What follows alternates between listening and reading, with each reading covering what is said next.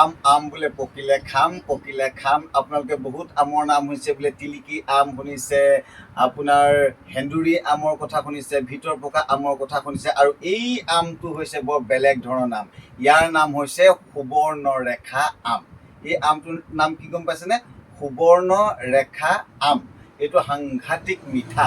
আৰু এইটো কিন্তু যদি আপুনি কেঁচা অৱস্থাত খায় তেনেহ'লে বম বম বম বম মানে সাংঘাতিক টেঙা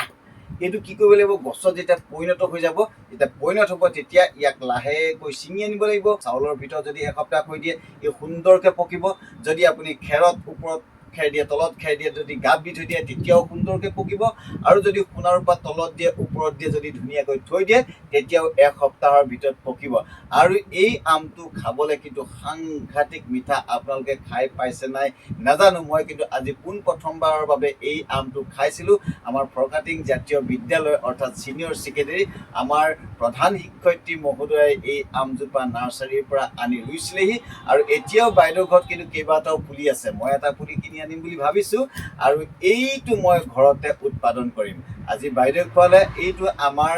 মানে গৃহিণীৰ কাৰণেও এনেকুৱা এটা আম দি পঠিয়াইছে নামটো সুধিলোঁ বোলে এইটো হৈছে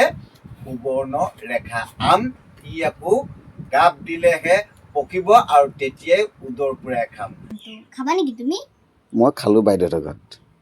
বহুতে মিঠা মানে কি নাম সুবৰ্ণৰেখা